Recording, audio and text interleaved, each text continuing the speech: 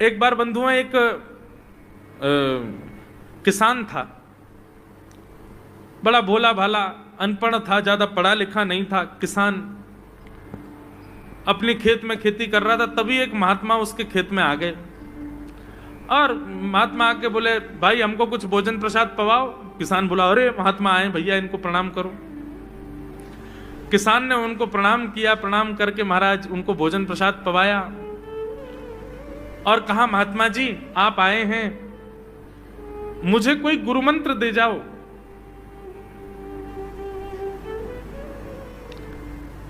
महात्मा जी ने सुंदर गुरु मंत्र दिया, द्वादशाक्षर मंत्र दिया। बोले ये तो बहुत कठिन है, इतना कठिन नहीं, सरल सा दो। अष्टाक्षर मंत्र दे दिया। बोले ये भी कठिन है, कोई और सरल दे दो। महात्मा बोले कुछ नहीं, तुम इतना कृष्ण चंद्र बोल दिया करो बस। कृष्ण चंद्र बोले, हाँ इसी का नाम, जब यही तुम्हारा गुरु मंत्र है।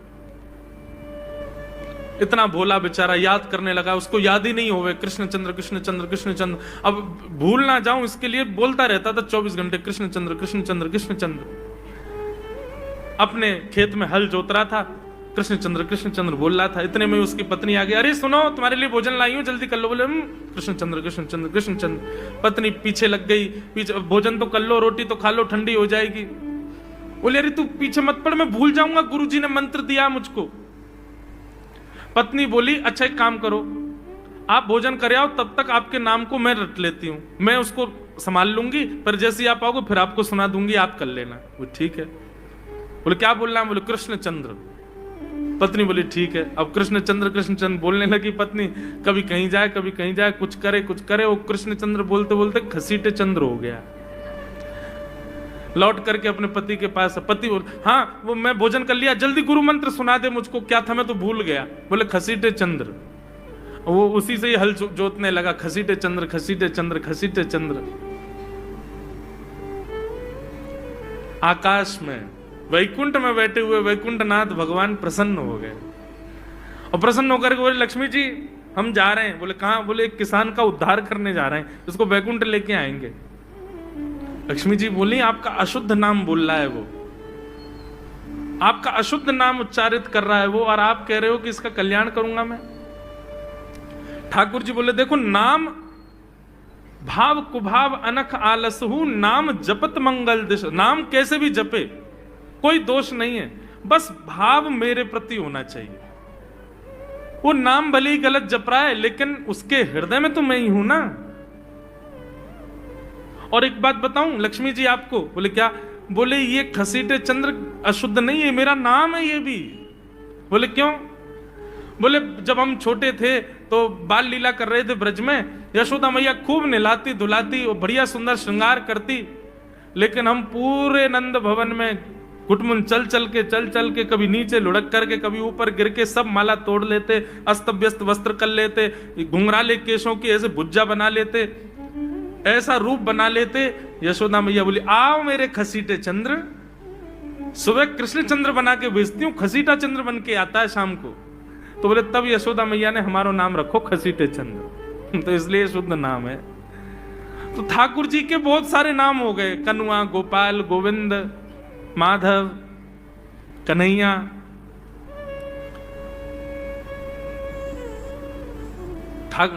यशोदा जी का प्रिय नाम है कन्हैया। मैया लाल जी को इसी नाम से पुकारती है। ठाकुर जी अब धीरे धीरे 3.5 वर्ष के हो गए, और जैसे ही 3.5 वर्ष के भय महाराज, मानो जैसे उनके शरीर में स्प्रिंग एक्टिवेट हो गई हो। इतना ऊधम मचाते हैं, इतना ऊधम मचाते हैं, पूरी गोकुल की नाक में दम कर रखा ठाकुर जी ने। यशोदा मैया ने लाल जी को नूपुर पहना रखे। सवेरे जैसे ही ठाकुर जी उठते हैं, नूपुरों की आवाज आती है तो यशोदा मैया तुरंत रसोई घर से दौड़ के जाती है लाला के पास। लेकिन ठाकुर जी इतने चतुर हैं, यमुना तट पर जाते हैं और नूपुरों में बालू भर लाते हैं कि कल नूपुर आवाज नहीं करेंगे, सुबह उठ के हम घर से भाग जाएंगे कहीं और, मैया को पता ही ना चलेगी। ऐसा उदम मचा में श्री सुखदेव जी वर्णन कर रहे हैं, श्रृंग्यग्निडम शशि जल द्विज कंटकेभ्य क्रीड़ा परावति चलौ स्वसुतौ निषेधुं गुह्यानि कर्तुमपि यत्र न तज्जनयो गुह्यान् सेकात आपतुरलं मनसो नवस्थान। सुखदेव जी वर्णन कर रहे हैं, राजन अब ठाकुर जी वो लीला कर रहे हैं जिस लीला पर देवताओं को भी विश्वास नहीं हो रहा है। ऐसी लीला ठाकुर जी कर रहे हैं कि किसी को भरोसा ही नहीं हो रहा कि जगत नियंता जगदाधार ये कर सकता है। और ठाकुर जी क्या करते हैं? बोले ये मत पूछो क्या करते हैं, यूं कह रहे हैं क्या नहीं करते। जो माता पिता अपने बालकों को बहुत उद्यमी समझते हैं, बहुत बड़ी कृपा है ठाकुर जी की कि आपके घर ठाकुर जी जैसे उद्यमी बालक नहीं है। ऊधमों के सिरमौर हैं ठाकुर जी। कैसा ऊधम मचाते हैं? बोले श्रृंगी। नहा धो करके ठाकुर जी सवेरे तैयार होते हैं, सबसे पहले गैयाओं के पास जाते हैं। मैया कहवे लाला नहा धो के सबसे पहले गैयान को प्रणाम करवे जा, गैयान को स्पर्श कर फिर कछु करियो। ठाकुर जी गैयाओं को प्रणाम करने जाते हैं। जैसे ही देखते हैं कि कोई गैया बैठी है, सो ठाकुर जी कहें अरे अरे मैया या गैया को आलस आ गयो, या को आलस दूर कर दूं। सो बैठी हुई गैया के ठाकुर जी सींग पकड़ लेते हैं और सींग पकड़ करके अपनी ओर खींचते हैं। दूसरी तरफ से सींग बलराम जी पकड़ लेते हैं। अब ऐसे सींग पकड़ करके ऐसे ऐसे गैया के सींग हिलाते हैं। अब बैठी रहती गैया थोड़ी देर तो कोई बात नहीं, जैसे जोर जोर से हिलाना प्रारंभ करते हैं सोई गैया खड़ी हो जाती है। और जैसी गैया खड़ी होती ठाकुर जी लटक जाते हैं सींगों से। अब ठाकुर जी को तो बढ़िया झूला बन गया, गैया की सींगन पर झूल रहे हैं। थोड़ी देर तो गैया इधर से उधर ठाकुर जी को झुलाती रहती है, लेकिन थोड़ी देर बाद जैसे ही ठाकुर जी की पकड़ कमजोर होती है, गैया को पता चल जाए कि अब लाला गिरवे वारो है। तो गैया भी इतनी चतुर कि वो गोबर में ही जाके खड़ी हो गए। ठाकुर जी के ने आगे कुछ चल, मैं गोबर में जाऊंगो। गैया के ना अब तो मैं यहीं खड़ी रहूंगी, तुम गोबर में ही गिरो। और सोई ठाकुर जी को हाथ छूट जा, मैया मैया बचाइयो, देख जे गैया मुंह को गोबर में फेंक रही है। अब मैया जब तक बचावे आवे तब तक तो लाल जी के हाथ छूट जाएं और ठाकुर जी गले गले तक गोबर के ढेर में जाके गिर जाएं। पर यशोदा मैया निकाले, कितनों सजाए लो, कितनों ए लाला तू वैसे ही कारो, ऊपर ते मैं तो को बढ़िया सुंदर बना के रखूं, लेकिन तू घूम फिर गया गोबर में ही आके चौं खेले। मोकू तो लगे तू पूर्व जन्म को सूकर दिखे। ठाकुर जी मंद मंद मुस्कुरा रहे, हाँ मैया जे बरा भगवान को अवतार भयो ना, जाने पृथ्वी की रक्षा करी हिरण्याक्ष थे। भैया बोली हाँ वो मैं ही तो हतो, मैं जय जय हूं मैया, वो बरा भगवान ही जय जय, वही जय जय तेरे यहाँ लाला बन के आयो है। यशोदा मैया के बातन ने मत बनाए कर, नेक नेक बड़ो है क्यों बोलवो सीखो, ऐसी बात बनावे, जय जय बोले अपने आप पे, नावे धोवे है ना है, मोह पहुंचे ना है, मैं जय जय हूं। ऐसी मधुर लीला ठाकुर जी कर रहे हैं। आकाश में 33 कोटि देवता ये लीला देख करके अपने नेत्रों पर विश्वास नहीं कर रहे। ऐसे मधुर ठाकुर जी। श्रृंगी अग्नि द्यमष्टि। एक दिन नंद भवन में गैया ब्याह गई। जैसे ही गैया ब्याई, ठाकुर जी जैसे गैया ब्याती है ठाकुर जी वहीं खड़े हो जाते हैं। और बंधुओं शास्त्रों में आज्ञा है कि गाय जब ब्याह रही हो, बछड़े को जन्म दे रही हो या बछिया को जन्म दे रही हो, उस समय गैया जो होती है वो दो मुखी हो जाती है। एक मुख तो सामने है, और जब जन्म देती है तो बछड़ा या बछिया उसका मुख जब बाहर आता है तो दो मुखी हो जाती है। ऐसी दो मुखी गैया की जब आप परिक्रमा करते हो तो पूरे ब्रह्मांड की परिक्रमा का फल प्राप्त होता है। तो ठाकुर जी का नियम है, नंद बाबा की उंगली पकड़ के खड़े रहे, जैसे ही गैया ब्यावे वारी हो तो वाकू सहलाते रहे, जैसे ही गैया ब्यावे वारी हो, जैसे ही बछड़ा बाहर आवे सो ठाकुर जी वाकी परिक्रमा कर लें, परिक्रमा करके दंडवत प्रणाम करें, वाकू वाकी चरण रज को माथे से लगा में, और बछड़ा जन्म ले सो वाकू नवा में दुआ में वाकू अपने गरे से लगा में। एक दिन ठाकुर जी जोर जोर से रोने लगे। बछड़ा जैसे ही जन्म लियो बछड़ा ने, ठाकुर जी रोने लगे। नंद बाबा शांत करा में नहीं माने, बलराम जी ने शांत करायो नहीं माने। यशोदा मैया गोद में लेके बैठी, बोले लाला का भयो, तू रो क्यों रोए? बोले मैया मेरे संग बहुत बुरा भयो। यशोदा मैया बोली कहा भयो? बोले गैया के बछड़ा ने जन्म लियो। मैया बोली तो वाह बछड़ा को मैंने मुंह खोल कर देखो वाह कि सबरे दांत निकल आए। मेरे जन्म को 3 साल है गए अभी तक 4 ही दांत निकले मैया। वो टूट जाए दमष्टी रो रहे हैं अपने दांतन को, मेरे दांत चौना निकल रहे सबरे। बाप बछड़ा के जन्म लेते सबरे दांत आ गए, मेरे दांत चौने ही आ रहे हैं। यशोदा मैया ऐसी मधुर बात सुन करके लाल जी को हृदय से फिर झूठी झूठी कहती, मैया कहती लाला तू दूध ना पीवे ना, पूरे दिन मक्खन खावे, मक्खन चीकनो होवे, दांत निकले चिकनो है कि सुई पेट में चलो जाए, तो दूध पिए कर। कबहू बढ़ेगी चोटी मैया मोरी, कबहू बढ़ेगी चोटी। कभी अपनी चोटी पकड़ के रोते मैया मेरी चोटी चौना भर रही।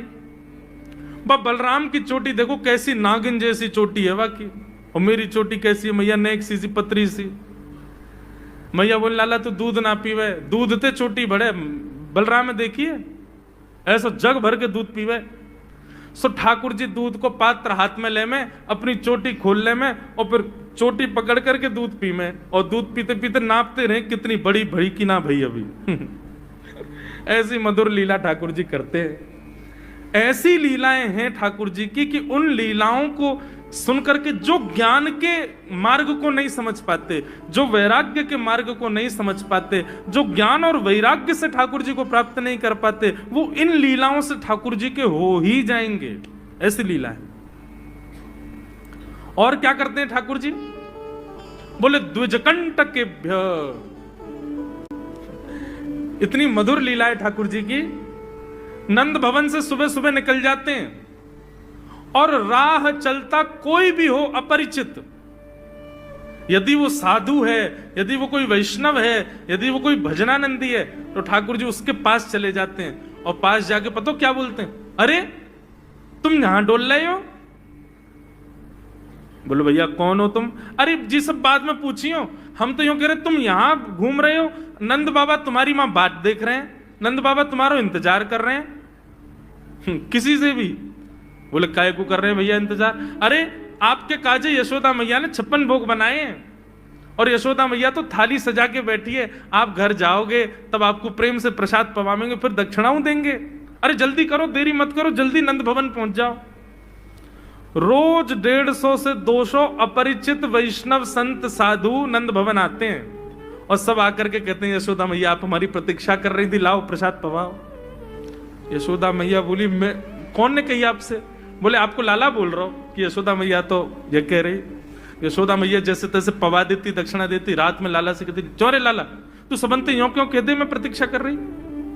मैया एक तो मैं अपने घर में सब तीर्थन को भेज दूं, ये संत महात्मा चलते फिरते तीर्थ है मैया, इनको जितनो ऐसा कि अपने घर बुलानो चाहिए, इनको प्रसाद पवानो चाहिए, या हमारे गोकुल में आवे वाले सब संतन को खोज खोज के मैं तो तेरे पास भेजूं, ताकि तू ने रसोई घर में लगेगी, भोजन प्रसादी बनावेगी और बढ़िया संतन को पवावेगी, तो तेरे घर में सबरे तीर्थ आ जाएंगे मैया। ऐसा प्रेम। एक दिन ठाकुर जी के अब मित्र बन गए। कौन है मित्र? मधुमंगल, श्रीदामा, तन सुखा, मन सुखा, धन सुखा, सुबल, ये ठाकुर जी के मित्र हैं। एक दिन ठाकुर जी अपने सब मित्रन के संग बैठे, और मित्रों के संग बैठे हुए ठाकुर जी बोले भैया कल से हम लोग सब यज्ञ करेंगे।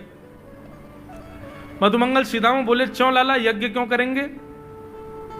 अरे नंद बाबा रोज अग्निहोत्र करें, मैंने उनसे पूछी अग्निहोत्र करवे ते कहा हुए, तो नंद बाबा बोले अग्निहोत्र करवे ते मन चाही वस्तु प्राप्त हो जाए, अग्निदेव प्रदान करें। ठाकुर जी के सब सखा बोले लाला तू काहे को करेगा अग्निहोत्र? बोले अग्निहोत्र करेंगे, अग्निदेव को प्रसन्न करके कहेंगे हमारी सुंदर सी बहू आ जाए, बाद से हमारा ब्याह हो जाए। अग्निदेव की प्रतीक्षा कर, अग्निदेव को प्रतिष्ठान करेंगे। सब श्रीदामा मधुमंगल 3.5 वर्ष के ठाकुर जी, सोचो 3.5 वर्ष के ठाकुर जी, सखा कितने बड़े बड़े होंगे। नेक्स्ट से सबरे सखा बैठ गए, सूखे पत्ता इकट्ठे करके अग्नि प्रज्वलित कर ली, सूखे पत्तान को चूरो बना के आपस में बांट लियो। ठाकुर जी आचार्य बन के बैठ गए और बोले सुनो मैं मंत्र बोलूंगा और जैसी कहूं स्वाहा सबरे डालियों। और नेक भी यदि तुमने चूक करी ना, नेक भी मैंने स्वाहा बोली और तुमने नहीं डालो, तो फिर मोते मत कहियो। यदि तुम्हारी पत्नी कांडी आ जाए, एक हाथे लूली आ जाए, लंगड़ी आ जाए, तो समय पर स्वाहा करना पड़ेगा। सब ग्वाल बाल बोले जो कहेगो लाला सो करेंगे, तू करवा। ठाकुर जी ओम नम नम नम स्वाहा, सब स्वाहा सब एक संग डालते। हे श्रीदामा तू देरी ते डाले, देख लियो लंगड़ी आ जाएगी तेरी बहू, अग्निदेव को प्रसन्न करो। इस प्रकार ठाकुर जी सब ग्वाल बालों के संग खेलते हैं। ग्वाल बाल बोले लाला यज्ञ तो है गयो, अब ब्राह्मणन को भोजन के काजे बुलाओ, यज्ञ के बाद ब्राह्मण भोज होना चाहिए। सोई ठाकुर जी अपने सब ग्वाल बालों की उंगली पकड़ करके पूरे गोकुल में जाते हैं, ब्राह्मणों के घर जाकर के कहते हैं आज नंद भवन में बढ़िया उत्सव भयो है, बढ़िया यज्ञ भयो है, भोजन के काजे शाम को आपको परिवार सहित आनो है। सबन को निमंत्रण दिया मैं। अब महाराज नंद भवन से जब निमंत्रण आता है तो ब्राह्मण लोग ब्राह्मणी से कहते हैं कि आज चूल्हा मत जलाना। क्यों? अरे नंद भवन में भोजन की सूचना मिलती है तो 3 दिन से भूखे रहते हैं ब्राह्मण। क्यों? इतना खवाएंगे नंद बाबा, इतना खवाएंगी यशोदा मैया कि पेट भर जाएगा, 2 दिन तक भूख भी ना लगेगी, इतना भोजन करना पड़े। ए ब्राह्मणी चूल्हा मत जलाई, और सुन नमक को पानी और दे दे। नमक को पानी पी पी करके भूख बढ़ाते हैं अपनी। बोले शाम को जाएंगे और बढ़िया चकाचक महाराज 56 भोग पाएंगे। शाम का समय हुआ, सैकड़ों हजारों ब्राह्मण आकर के नंद भवन के बाहर खड़े हो गए। यशोदा मैया ने अटारी से जैसे ही देखा इतने सारे ब्राह्मण, यशोदा मैया उतर करके आई, बोली आओ भगवान पधारो, सबन को जय श्री कृष्ण, सबन को प्रणाम। जे बताओ आज मेरे द्वार पर आप सबन को एक साथ आने को कारण कहा है? किसी को निमंत्रण देकर के और फिर पूछो कारण क्या है, बड़ा अजीब लगता है। किसी को आपने बुलाया भोजन पे, वो बेचारा आ गया, फिर आपको बताओ भैया कैसे आए, कितना अजीब लगे। ब्राह्मण बोले मैया तुम हम तो पूछ रही हो या बात है? अरे सवेरे तो भूखे प्यासे बैठे हैं, जल्दी भोजन पवाओ। आपके यहां यज्ञ भयो, यज्ञ की पूर्ण आहुति की प्रसादी पावे आए हैं, और काई क्यों आए हैं? यशोदा मैया बोली कौन सो यज्ञ, कब भयो यज्ञ, कौन सी पूर्ण आहुति? ऐसो कछु ना भयो हमारे यहां, आप लोगन को कोई गलत जानकारी मिली है, कौन ने कही आपते? ब्राह्मणों के नेत्रों में आंसू आ गए। बोले मैया एक तो हम सवेरे से भूखे, ऊपर ते ब्राह्मणी से मना और करे आए कि तू चूल्हा मत जलाइयो। ब्राह्मणी भी बात निहार रही है कि डिब्बा में लेके आएंगे हमारे काजी भी भोजन, खाली हाथ गए तो ब्राह्मणी डांटेगी अलग।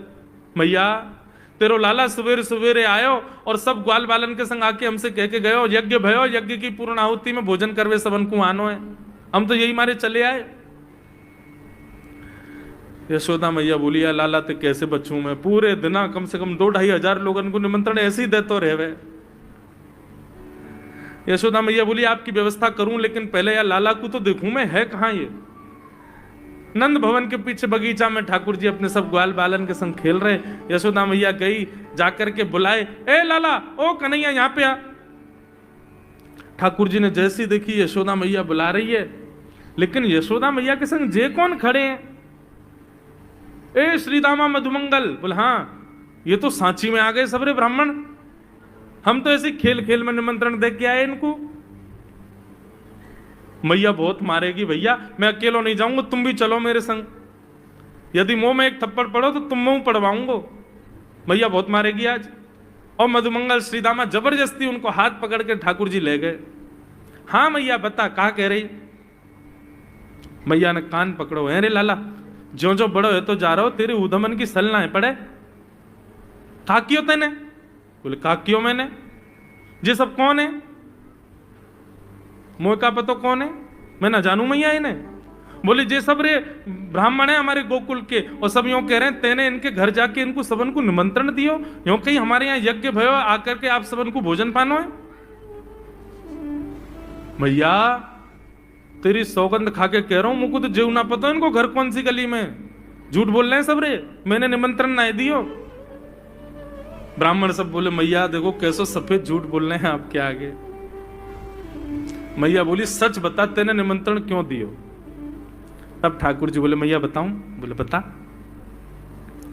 बोले हम खेल खेल को यज्ञ कर रहे, वाह यज्ञ में सामग्री नहीं, वाह यज्ञ में मंत्र बोलवे वाले भी ना है, वाह यज्ञ में कोई ब्राह्मण भी ना हो, हम आपस में ही सब यज्ञ कर रहे। भाई यज्ञ के बाद ये मधुमंगल बोलो ब्राह्मण भोजन होना चाहिए, तो हमने इन ब्राह्मणों को न्योता दे दियो। मैया बोली अब ये ब्राह्मण आगे कहाँ पवाऊं? बोले मैया देख सीधी बात है, या में ज्यादा चिंता करने की कोई बात ही ना है। जब बिना मंत्र के, बिना ब्राह्मणन के, बिना यज्ञ सामग्री के हमारा यज्ञ है सके, तो ऐसे ये भी खाली खाली दोना लेके बोलते हैं हाँ भाई रसगुल्ला बहुत बढ़िया बनो है, ये देखो ओ हो मोहन थार तो बहुत ही बढ़िया बनी है, सब्जी तो पूरी कितनी बढ़िया लग रही है, खाली पत्तल लगा दे, खाली दोना लगा दे, और भाव से ये लोग भी पालेंगे है क्यों भोजन, भाव को यज्ञ भाव को भोजन। ब्राह्मणों को बंधुओं गुस्सा, ठाकुर जी की लीला पे किसी को क्रोध नहीं आता, सब हंस जाते। पर यशोदा मैया आधी रात में रसोई बनाती है, सब ब्राह्मणों को पवाती है, और इतना बनाती है कि उनके घर भिजवाती है। मैया बोले लाला इतना काम करावे? बोले मैया तू बैठी बैठी ना मोटी है गई है, या हमारे मुंह को लगे तू पूरे दिन लगी रहकर रसोई में कचू कचू बनाती रहकर। ऐसी ठाकुर जी की मधुर लीला। बंधुओं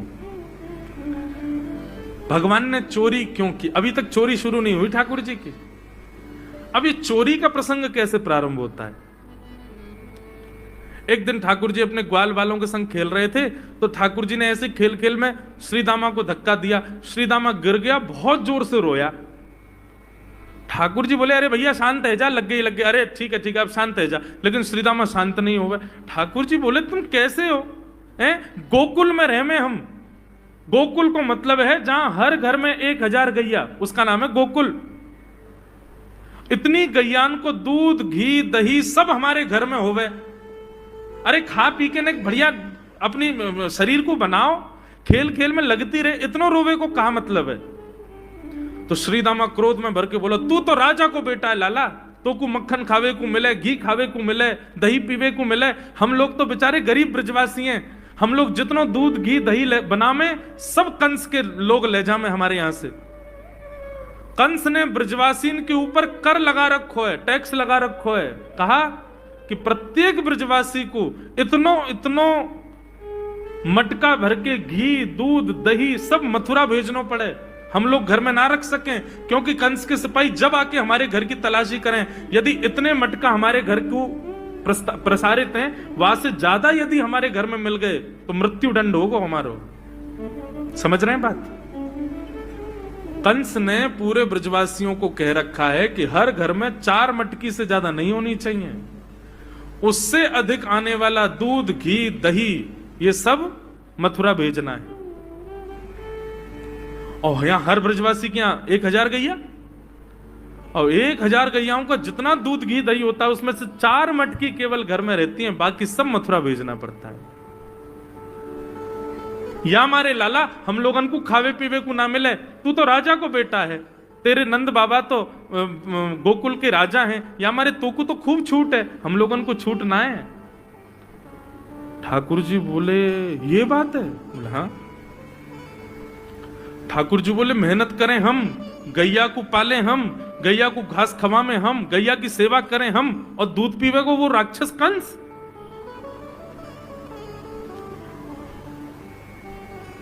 अभी तो मैं छोटा हूं, मेरी बात कोई मानेगा नहीं, लेकिन प्रलय तो अब तक लानी पड़ेगी।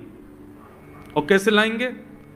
बोले राजी राजी यदि मक्खन दूध दही नहीं मिल लो तो चोरी करके खाओ, हमारो ही मक्खन है, हमारो ही दूध है, हमारो ही दही है, लेकिन अभी हम बालक हैं, हम ज्यादा कछु बोलेंगे हमारी कोई बात मानेगो ना। लेकिन ये सद वस्तु को पात्र के हाथ में नहीं जानी चाहिए। राजी राजी नहीं मिलता तो चोरी करके खाओ, जब कर देवे को नंबर आवेगो तो सब पूछेंगे भाई कहां गए मक्खन दूध दही? बोले घर में तो है ना। बोले तो कहां गए? बोले चोर चोरी कर ले गए। और यही भाव से हम ब्रजवासी को खावे पीवे को मिला करेगो। मधुमंगल श्रीदाम बोले लाला तू जो कहेगो सो करेंगे, लेकिन चोरी नहीं करेंगे। ठाकुर जी बोले तो ठीक है, कल से तुम लोग अलग खेलो, मैं और दाऊ दादा अलग खेलेंगे, हमारे संग मत खेलना। मधुमंगल सीताम बोले अरे लाला तू ना जाने, मैया यो के लाला जो चाहे करियो, चोरी मत करियो, चोरी करवे तो ब्याह ना होवे। ठाकुर जी बोले ब्याह की पड़ रही है तो है, ब्याह ना होवे। ऐसो पतर पूछ रहा सो है गयो, पत्रो दुबरो सो तू सीख जैसो है गयो, तो कौन ब्याह करेगा ऐसे? अरे ब्याह करना तो ने खाया ने पी ने बढ़िया गाल तेरे बढ़िया होंगे, शरीर ने बढ़िया होगा तभी तो ब्याह होएगा। अब भैया हमारी बात सुन लो, जितने अच्छे काम करने सब आज कर लो, कल से चोरी करेंगे, पूरे ब्रजमंडल में आतंक मचाएंगे, हमारो ही दूध घी दही है और हम ही चोरी करके खाएंगे। ठाकुर जी ने चोरी क्यों की? क्योंकि सारा गौरस बेवजह मथुरा भेजा जाता था और मथुरा से कंस पूरे भारत में वितरित करके खूब धन कमाता था। इस वजह से ब्रजवासी प्रताड़ित होते थे, क्योंकि गैया के लालन पालन में जितना खर्चा होगा सब करो ब्रजवासी। 4 मटका दही। अच्छा, प्राचीन जब ठाकुर जी पृथ्वी पर पधारे तब कोई व्यापार नहीं था, ब्रजवासियों पर एक ही व्यापार था, 2 व्यापार थे, या तो घी बेच के, दही बेच के, दूध बेच के धन कमाओ, या फिर खेती बाड़ी करके अनाज बेच करके धन कमाओ। वही तो व्यापार था। उसमें भी 4 मटके मिलते थे, 4 में से 3 को तो बेच देते थे, 1 में पूरा घर चलता था। यह हालत थी ब्रज की। इसलिए ठाकुर जी ने कहा कि भैया राजी राजी नहीं तो गैर राजी, हम जितने बाकी की मटकी मथुरा भेजे वाली उनको सबन को तोड़ फोड़ करेंगे, उनमें से मक्खन निकाल निकाल के खाएंगे, एक दूसरे को खवाएंगे और सब यहीं रहेगो, मथुरा नहीं जाएगो कछु भी। इसलिए ठाकुर जी ने चोरी की।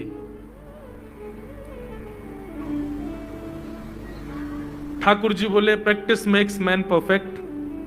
सबसे पहले प्रैक्टिस अपने घर में ही कर लें कैसे करनी है चोरी।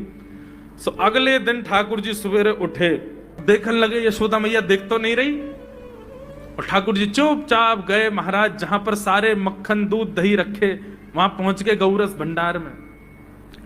और गौरस भंडार में एक मटकी के ऊपर से ढक्कन हटाए करके जैसे ही ठाकुर जी ने हाथ बोर के पानो प्रारंभ किया, सामने एक खंबा था, उसमें मणि लग रही थी। आज पहली बार 3.5 वर्ष की आयु में ठाकुर जी ने अपना प्रतिबिंब देखा, पहली बार अपने आप को देखा दर्पण में। बंधुओं, बच्चों को शीशा नहीं दिखाते, छोटे बच्चों को तो दिखाते ही नहीं, और 3-4 वर्ष तक भी बालक को अपनी शक्ल थोड़ी देखता है वो। अब इसके पीछे कारण बहुत सारे बताए जाते हैं, परंतु हमें तो लाल जी से मतलब, लाल जी का क्या है? ठाकुर जी ने जैसे ही प्रतिबिंब में अपने रूप को देखा, अपने रूप को देख करके ठाकुर जी बोले, हो तू भी आयो यहां चोरी करवे? अपने आप से ही बात कर रहे हैं ठाकुर जी। अरे मैंने कही तो हती अपने अपने घर में चोरी करनी है, तू दारी के मेरे घर में आगो चोरी करवे? ठाकुर जी अपने प्रतिबिंब से बात कर रहे हैं। अब गौरस भंडार में ठाकुर जी की आवाज गूंज रही थी और वो गूंजते हुए रसोई घर में जा रही थी। रसोई में मैया ने सुनी, बोले ये लाला कहां थे बोल लो है, उठ गयो कन्हैया, मुझको पतो भी ना चली, नूपुरन की आवाज ना आई। मैया दौड़ करके गई तो देखा ढूंढते ढूंढते गौरस भंडार में ठाकुर जी अपने प्रतिबिंब से बात कर रहे हैं। कितनी सुंदर झांकी है ठाकुर जी की। ठाकुर जी मक्खन पा रहे हैं। बोले अच्छा अब आ तो गए हो यहाँ पे, लेकिन सुन चुपचाप चोरी करके भाग जाइयो, मेरी मैया बहुत मारेगी तो को।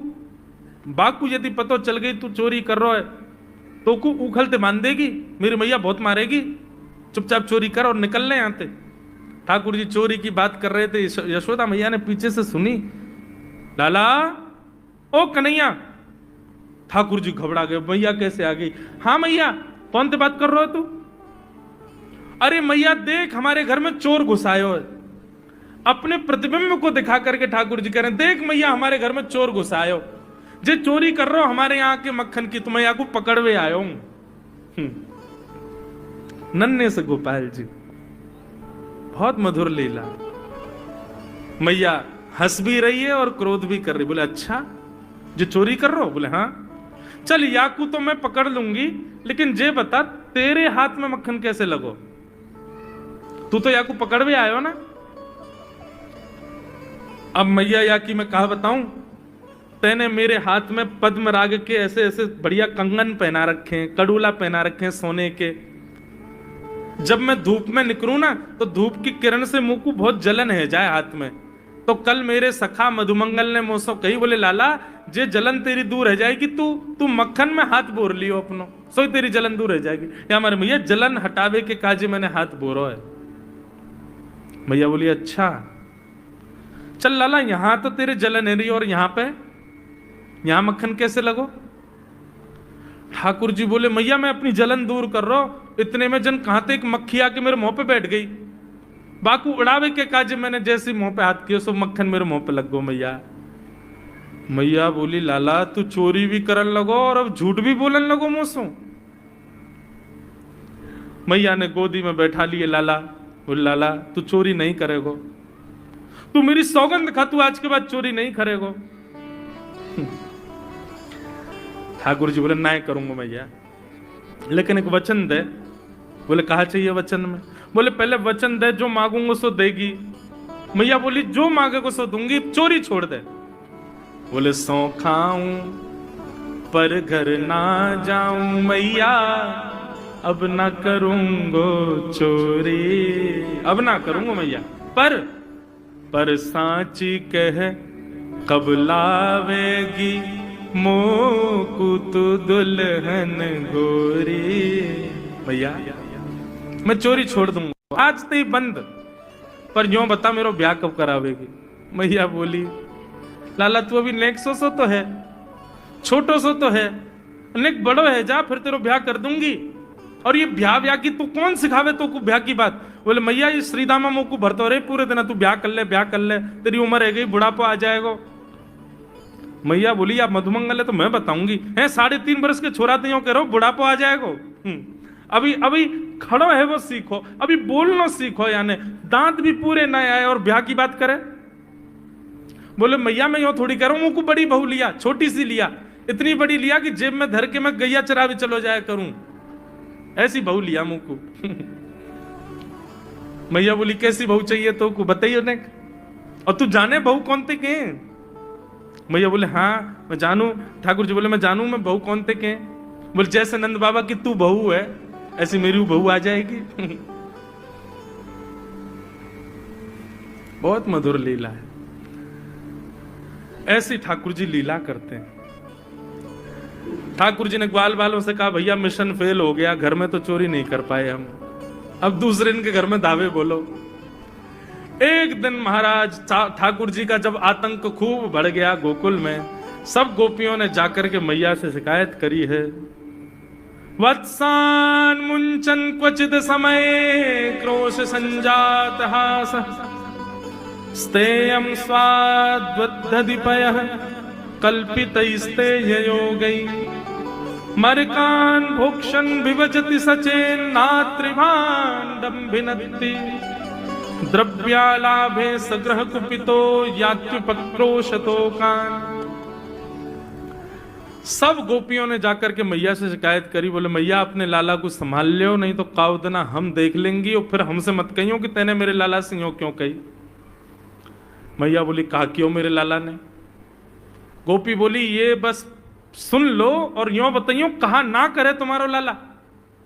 देख वे मैं 3.5 बरस को है, बाकी पेट में इतनी बड़ी बड़ी दाढ़ी है बाकी, मतलब ओ नंद रानी तेरो लाला जबर भयोरी, मेरी मटकी उलट के पलट गयोरी, नंद रानी तेरो लाला जबर भयोरी। जबर मतलब अब सुगड़ है गयो है, न बलवान है गयो है, सब जानकारी है या कुछ छोटो बालक मत समझियो। गोपियों ने जाकर के अपनी अपनी दुख दर्द सुनाए मैया को। मैया बोली अरे भैया मेरे लाला को मक्खन की कोई कमी थोड़ी है, मेरे लाला को दूध की कोई कमी थोड़ी है, मेरो लाला चाहे तो मक्खन से नहावे, दूध में नहावे, इतना मक्खन दूध दही मेरे घर पे, तुम्हारे यहां क्यों चोरी करेगो? अरे कई बार बालकन को अपने घर को भोजन बढ़िया ना लगे, दूसरे के घर को बढ़िया लगे, अगर बार ने तुम्हारे यहाँ की नेकाद मक्खन खा लिया तो हम इतना रो क्यों रही हो? मैया आपको अपनो लाला बहुत सीधो लगे ना, हम बताएं कहा करे तुम्हारो लाला? बोले स्वयं खावे हमको कोई दिक्कत नहीं, लेकिन या की एक पूरी मंडली है और पूरी रजिस्टर्ड मंडली है, बाल गोपाल चौर प्रचार प्रसार मंडल, ये घर घर जाके चोरी करते हैं। और मैया तुम्हें कहा बताऊं, जैसे ही कोई गोपी के नयो बालक होवे ना, तो तुम्हारो लाला पूरे मंडल के साथ आवे और वह लाला के सिर पे हाथ धर के, छोटे से बालक के सिर पे हाथ धर के बस 1 वर्ष की प्रतीक्षा, फिर तुम भी हमारी मंडली में आ जाओगे। पूरे गोकुल में भय है तुम्हारे लाला को।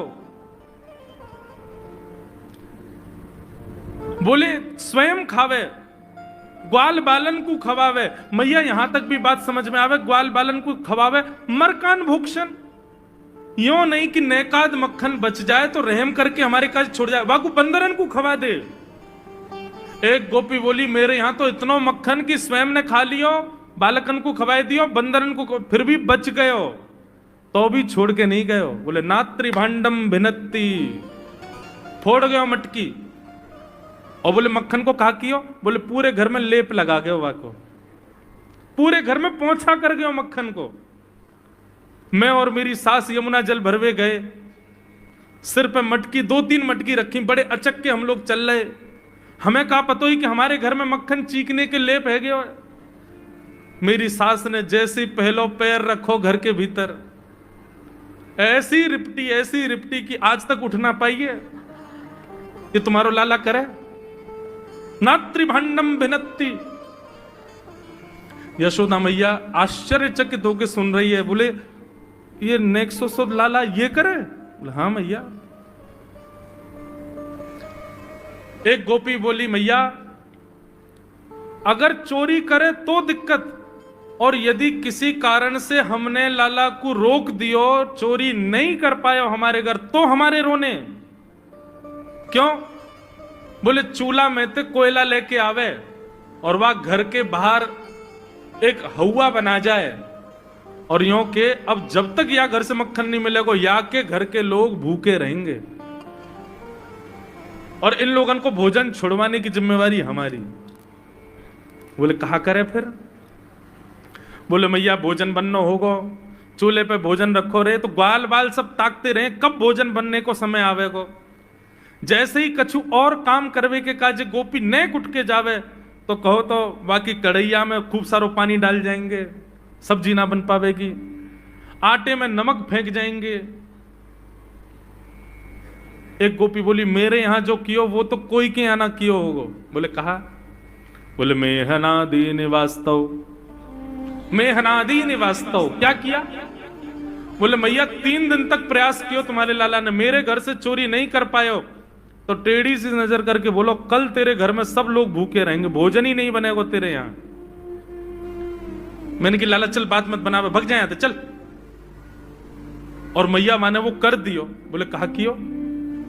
बोले सवेरे सवेरे ब्रह्म मुहूर्त में हम लोग अन के उठवे से पहले तुम्हारो लाला आ गयो, और कोई पहले बंधुआ रसोई कोई अंदर कमरे में नहीं, चौक में ही चूल्हा, वहीं बैठ करके सब बनाते खाते। बाहर चौक में चूल्हा के ऊपर आके बैठ गयो, अपनी धोती वोती उतार दई और सब वहीं करे आयो, मैं अनादि निवास्तव। ये बात जैसे ही यशोदा मैया ने सुनी, बोले नहीं नहीं नहीं नहीं, झूठ बोल रही हो, मेरो लाला ऐसा ना कर सके। परीक्षित जी कथा सुनते सुनते बोले जय जय सुखदेव जी, क्या ये सत्य है? ठाकुर जी ने ऐसा किया? सुखदेव जी कहते हैं कुछ बातें सत्य हैं, कुछ गोपियां जबरदस्ती लगा के बोल रही हैं कि कहीं मैया डांटवे के काजे लाला को हमारे सामने बुला दे और हम लाला को दर्शन कर लें। ये गोपियां उल्हाने लेकर के लाला को देखने आई हैं। इनमें से कुछ बातें तो सत्य हैं, पर ये सब बातें इतनी सत्य नहीं है। ये सब तो जबरदस्ती गोपियां बोल रही हैं, क्यों? ताकि मैया नाराज हो जाए और लाला को हमारे सामने अभी डांटे तो रूठे भय लाला को मुख हम देख लेंगे। बहुत सारी लीलाएं हैं, मैंने कई तो अभी बताई नहीं है, इतने मधुर मधुर लीला ऊधम करते हैं ठाकुर जी। इस प्रकार ठाकुर जी पूरे ब्रजमंडल में गौ रस को चोरी करते हैं। वास्तव में मक्खन नहीं, ब्रजवासियों के मन को चुरा रहे हैं ठाकुर जी। सबकी एक ही आशा है, श्री कृष्ण श्री कृष्ण श्री कृष्ण। सुबह से शाम तक पूरा ब्रजमंडल केवल कृष्ण को देखने के लिए जीता है। ऐसी ठाकुर जी की मधुर लीला।